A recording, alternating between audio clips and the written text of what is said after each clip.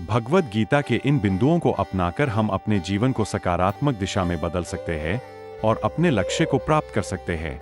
निष्काम कर्म। भगवान श्री कृष्ण ने अर्जुन को निष्काम कर्म का महत्व बताया। उन्होंने कहा कि हमें अपने कर्मों के फल की चिंता नहीं करनी चाहिए, बल्कि अपने कर्तव्य को पूरी निष्ठा से करना चाहिए। आत्म साक्षात्कार। भगवद गीता में भगवान श्री कृष्ण ने आत्म साक्षात्कार के महत्व पर जोर दिया। उन्होंने कहा कि हमें अपने वास्तविक स्वरूप को समझना चाहिए और अपने आप को पहचानना चाहिए। धर्म और कर्तव्य। भगवान श्री कृष्ण ने अर्जुन को अपने धर्म और कर्तव्य के बारे में बताया। उन्होंने कहा कि हमें अपने धर्म और कर्तव्य को पूरी निष्ठा से करना चाहिए। योग और ध्यान। भगवद गीता में भगवान श्री कृष्ण ने योग और ध्यान के महत्व पर जोर दिया।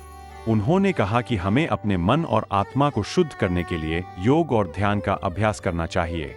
गुण और दोष। भगवान श्री कृष्ण ने अर्जुन को गुण और दोष के बारे में बताया। उन्होंने कहा कि हमें अपने गुणों को विकसित करना चाहिए और दोषों को दूर करना चाहिए। आत्मनियंत्रण। भगवद गीता में भगवान श्री कृष्ण ने आत्मनियंत्रण के महत्व पर जोर दिया। उन्होंने कहा कि हमें अपने मन और इंद्रियों को नियंत्रित करना चाहिए। कर्तव्य और उत्तरदायित्व। भगवान श्री कृष्ण ने अर्जुन को अपने कर्तव्य और उत्तरदायित्व के बारे में बताया।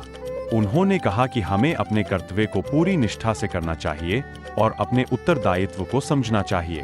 भगवद प्रेम। भगवद गीता में भगवान श्री कृष्ण ने भगवद प्रेम के महत्व पर जोर दिया। उन्होंने कहा कि हमें भगवान के प्रति प्रेम और भक्ति रखनी चाहिए। भगवद गीता के इन बिंदुओं को अपनाकर हम अपने जीवन को सकारात्मक दिशा में बदल सकते हैं और अपने लक्ष्य को प्राप्त कर सकते हैं। इन अध्यायों में भगवान श्री कृष्ण ने अर्जुन को विभिन्न प्रकार के योगों के बारे में बताया है और उन्हें अपने जीवन में अपनाने के लिए कहा है।